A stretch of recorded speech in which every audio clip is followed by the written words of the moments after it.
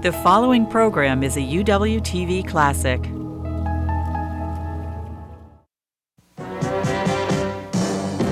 From the University of Washington in Seattle, Upon Reflection with Al Page. I'd like you to meet two wonderful American artists. Jacob Lawrence came out of Harlem to paint the story of Black Americans in his own unique narrative style. George Tsutakawa was educated in Japan, but he returned to his roots in Seattle to create some of our country's most sublime monumental sculpture. Both of these artists found inspiration from their life's experiences.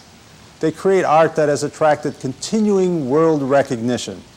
Both have taught generations of art students at the University of Washington. Each man was able to build a life around art. These artists have tapped well springs of creativity, and they remain extremely active and successful today. Art, of course, is a fascinating human activity that is always being revitalized as new artists come into view. With this in mind, we've chosen to conclude this program with a brief look at a student artist, Laura Kirsch. She's a serious beginner who's just about to enter the University of Washington. I visited Jacob Lawrence in his attic studio in Seattle. The great poet Langston Hughes said that Lawrence's paintings tell pictorial stories, angular visions of fear and seeking and struggle and triumph. Often Lawrence tells the story of Black Americans in riveting narrative groups of paintings like his Negro Migration series. Art writers place him with Ben Shahn, Stuart Davis, and Jackson Pollock, the greats of American 20th century art. Lawrence's work connects directly with the emotions of most Americans, regardless of their ethnic background. His Seattle Art Museum retrospective broke all records for attendance. The curator, Semelad Lewis, said he is an artist who has not found it necessary to search for a style, but instead did what came naturally, juxtaposing the intellectual and the emotional, the simple and the complex, with a deep commitment to social change. Lawrence paints emotion, the emotions of every man, and he continues to paint. Many say better and better. I actually want to start out with perhaps the simplest question. Maybe it's the most difficult, I don't know. Why do you paint? Why do you paint? I enjoy it. I enjoy painting. I enjoy seeing color played against color. I enjoy expressing myself in paint. And I guess that's the only answer I can give there. I enjoy the challenge, not always knowing what I'm looking for, what I'm after, but seeing things begin to emerge, seeing what am I doing now that I wasn't doing, say, 10 years ago, in the same content, seeing it in a different way. Why aren't you into sculpture and all kinds of other kinds of medium? I guess it's my temperament, for one thing. And I find out that I can achieve what I want to achieve with this style I'm working in. And I guess I imagine I'm not experimental in that way. In that kind of way of always, maybe I'm experimental in a different way. It doesn't reflect itself in my work as much as... it's more a sense of trying to get the most out of... That's right. What I'm working with, what I have to work with, or the language that I'm using. Have you ever had people try to change you, to say, Jake, you ought to do this, you ought to do that? No, I was rather fortunate. I had... came in contact with people, this is back in my Harlem days when I was a youngster, 15, 16, 17 years of age, and he encouraged me to work the way I was working and continue working in that manner. The feeling was that I guess I had something and they thought was valuable, so I wasn't being pushed in one direction or the other. I want to turn to some of your series, the Migration of the Negro series in 1941. Why did you feel you wanted to do that series at that time? What was the motivation? I think the motivation was that I was living in a community, or I grew up in a community where the migrants were all around us, people coming up, and I was dealing with a certain kind of genre, and it fell right into what I was thinking. I first became aware of this when I was in Philadelphia. My family is part of the migrant movement, and as people would come up from the South, the people who had been there a few years would help them, and I was dealing with people constantly. So it never then occurred to me that why not? It's a very dramatic subject.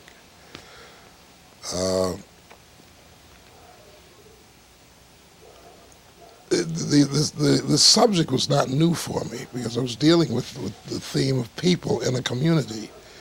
What was new was putting the migration, was seeing it like a story. How much of that series was art? How much was social commentary? Was it both? I think both.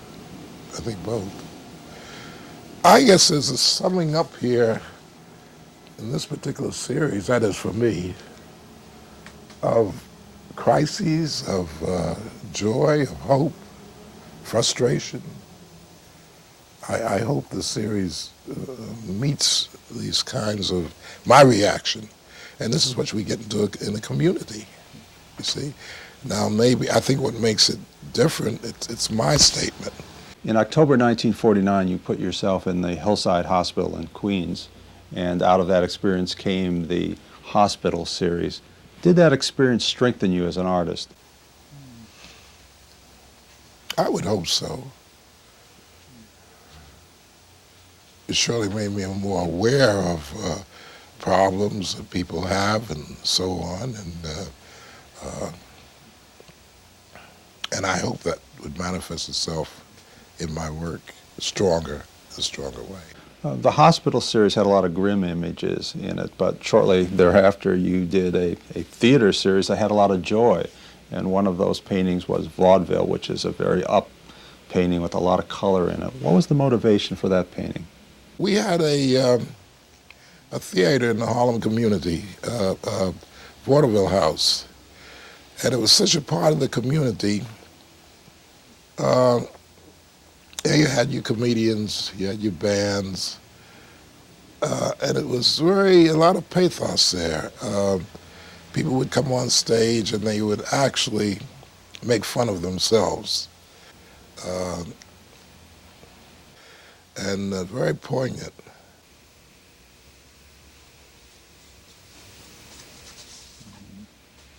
You painted a number of other images in Harlem, paintings like Music Lesson, Strike, This is Harlem.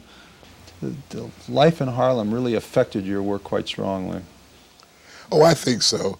I think it affected it too because I had no experience prior to that. Remember, when we moved to Harlem from Philadelphia, I was 13 years of age. So I had nothing everything was new to me. You see, I didn't select to do that. And and I liked to paint. I think what played a part too was the Great Depression, in that because of that, as we know, the Roosevelt administration at that time set up all these centers throughout the country to give people work. And if you didn't have money, which I didn't have, and many of my peers didn't have, or our parents didn't have, and if you liked music, you could go into these centers and get free instruction, free guidance. If it was dance, you do the same thing, or art, you do the same thing. So the time, it was a paradox of those in my age group really benefited from the Depression. Our parents didn't, but we did. We weren't going to college, we weren't going to university, that was out of the question.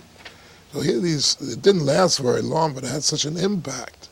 There was a life, a vitality, and I'd be around people, I'd hear them talk about their various challenges, like if they were in the theater, if they were in music.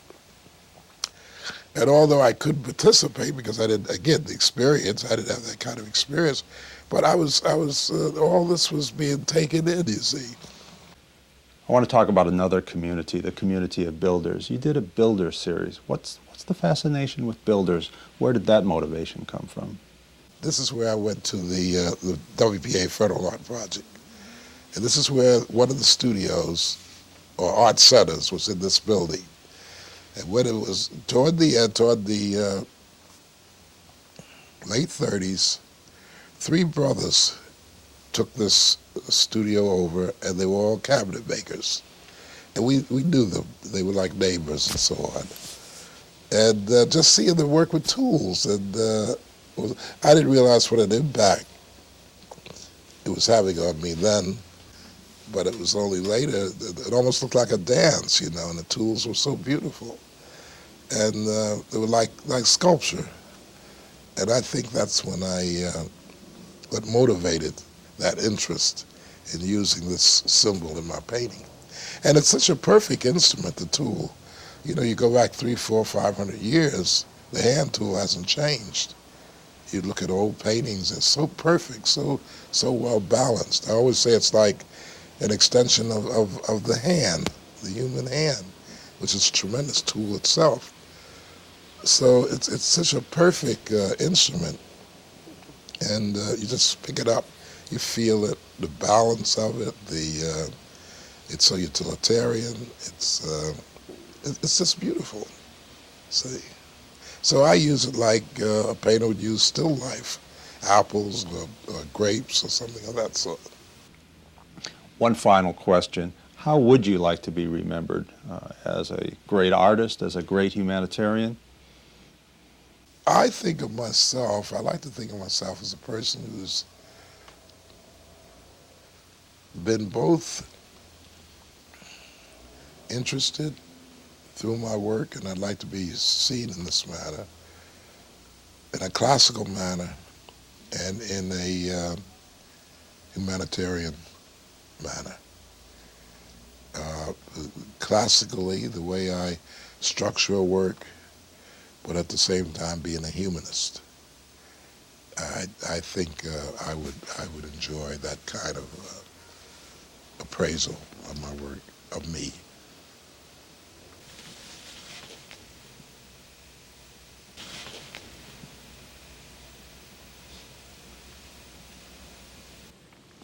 Long ago, when Jacob Lawrence was asked how he knew he was on the right track, he said, "You just have to believe that what you're doing has value, and that's it." George Tsutakawa is an artist who seems to share that self-confidence gained over years of achievement in art. I met him in his studio overlooking Seattle's Lake Washington. Tsutakawa paints profound studies of water in Japanese sumi ink. He's inspired by water and the weather patterns of our planet. At an age when most people have retired, Tsutakawa retains an immense, distinctly American drive. He works creatively with engineers and corporate leaders, and has sculpted more than 60 large-scale public fountains and monuments, like the one behind me at the University of Washington. George Tsutakawa is the world's foremost creator of fountains. These are silicon bronze works which he and his son Jerry Tsutakawa build with presses and hammers. They weld the metal into place around complex plumbing, which carries water in Tsutakawa's carefully calculated manner. As that water falls in the finished fountain, it creates a counterflow to the bronze sculpture. Tsutakawa is a Nisei, a second-generation Japanese American, but his father took him to Fukuyama, Japan to be educated as a Japanese gentleman, like his samurai forefathers. His grandparents brought Tsutakawa face to face with his heritage of classical Japanese art. But even though he became fluent in Japanese, he was just too American for the strict education of Japan. George was returned to Seattle in disgrace, but he had a vocation now, art. At age 16, he began to repeat his education, this time in English. He put in time during the Depression years as a grocery store manager while painting on the side.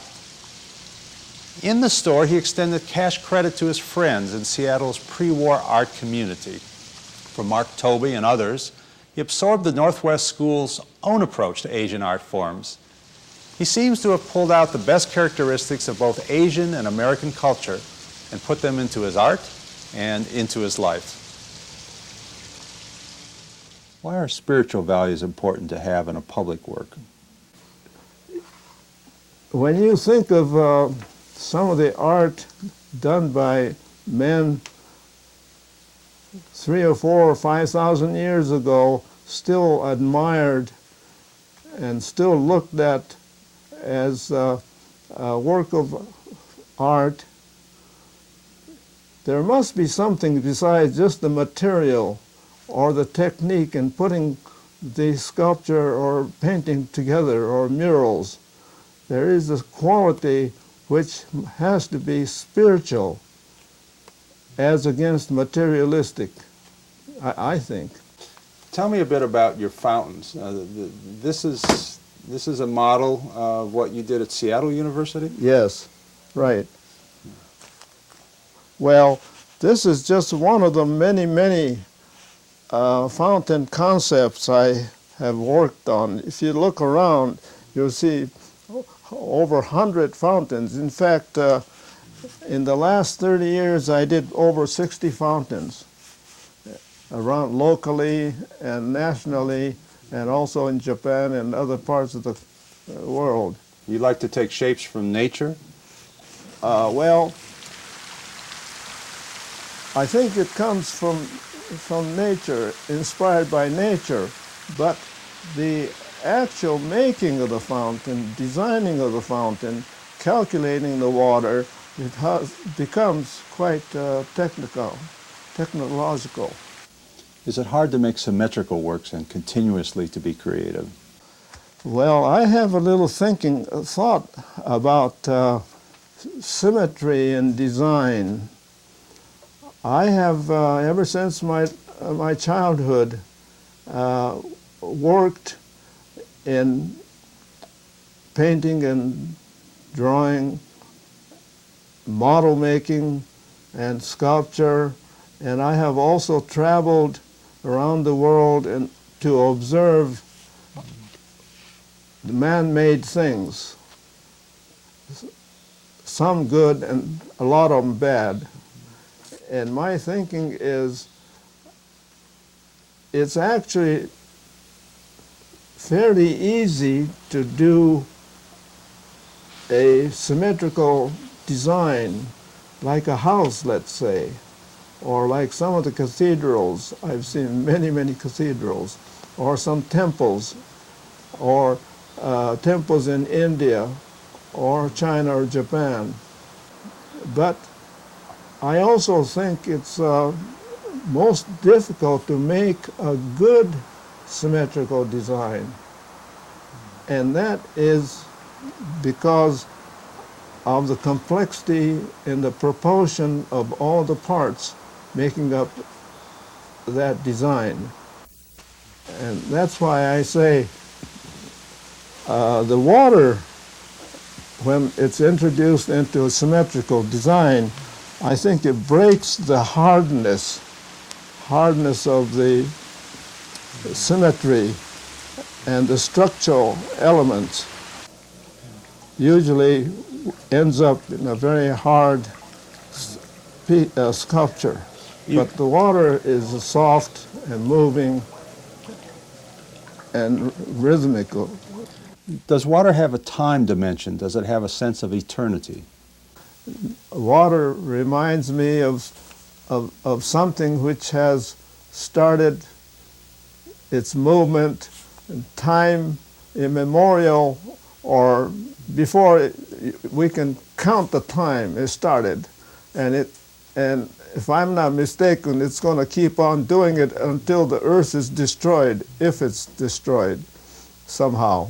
It's a continuous rhythmic movement and a recycling movement. You visited Nepal to seek out primitive sculptures. Did that work have spiritual values, spiritual qualities? Well, actually, I started to do fountains in 1960, and I was doing a lot of abstract sculpture. But I didn't go to Nepal until 1977.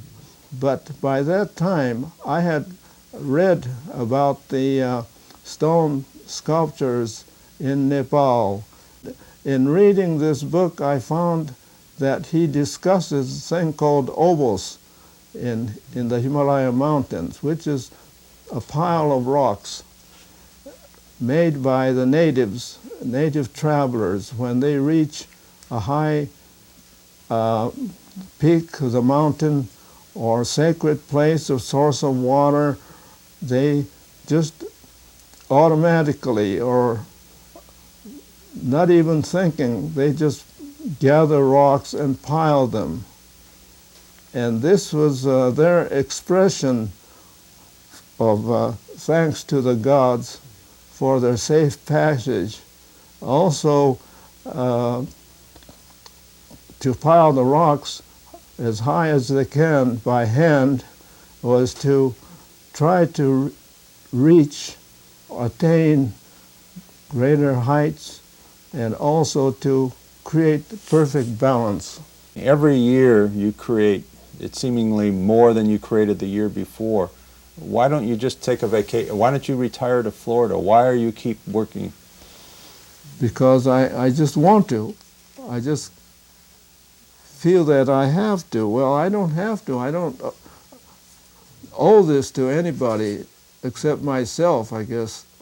I'm very grateful if people remember me or like what I did. I'm very, very pleased. But I don't expect them to like everything I did. No.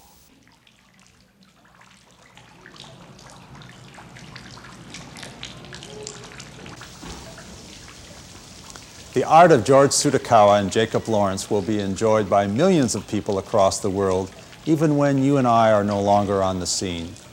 Their works cross cultural barriers in a way that only a few masters can achieve. They represent artists at the height of achievement and recognition. But the world of art is constantly renewing itself as young artists struggle to relate their own experiences through drawing and painting. With that in mind, we went to Snohomish to meet Laura Kirsch. She's about to begin at the University of Washington as an art student. She's obviously serious about art, and recently she impressed her teachers with a striking, expressionistic self-portrait. And tell me about that picture. It's a different kind of makeup than you have now. Oh, I was trying to think of how to make it dynamic, and it embodies a lot of emotion, I think. What kind of emotion? Oh, I was in a pretty serious mood there, but I just think I was trying to make it, I'm a person you could kind of overlook a lot of the time. I'm not real loud at school, at least, and I just think I was trying to show more of my personality as I would be outside of school, and the serious side at the same time, the side that wants to let loose and just do everything however I feel like doing it. And when you look at it now, how do you feel about it? Feel the same way that you did when you painted it, when you drew it? I think I feel stronger about it now than I actually did when I did it. I really think that I actually captured something. I like the gaze and the look and everything else. It has a lot of power to me. When I look at your work, I see a lot of bright colors. Why do you like bright colors? Color, I think, has a lot of power to communicate what the mood is going on. And the brighter colors, I like the bright colors because they tend to catch the eye and say a little bit more, a little bit louder than something that's really subtle. Because, people tend to just walk on by. What they see is just some quiet piece that it's relaxed, or you might hang in the house. I don't think you could actually hang much of my stuff, but I think it kind of makes people stop a little more and take a second look. You've talked about style. Do you have a sense of style? Do you know what your own sense of style is? Or is it something that you're just trying to figure out? Oh, I think I'm just trying to figure it out mostly. I tried just a straight rendering and everything, and that was all right, and I really, really enjoyed playing with the expressionism more. But I think I have to find something that's more my own, and I know I'll try to do expressionism probably always. Of course, the whole point of art, I think, is to express yourself, but I think I haven't really settled into anything. Finally, life and art seem so intertwined in the work of all of these artists, I couldn't help but ask one last question. Can you imagine a life without art? No. I cannot. That's why I can't imagine some politicians, many of them, they talk about food, shelter, air, but very few of them talk about art, which I think is one of the most important things. It's amazing because these are people who are what we call well-educated people, philosophers, or lawyers, and people in various fields, and they don't discuss, I don't mean they have to discuss it like a writer or a critic or like an artist, but it's such an important part of our lives, and people use art without realizing it, the way they decorate their homes or the way they dress themselves, and they don't realize how important it is. And no, I cannot imagine life without it. I'm Al Page, and this is Upon Reflection. To see more UWTV classics, visit uwtv.org/classics.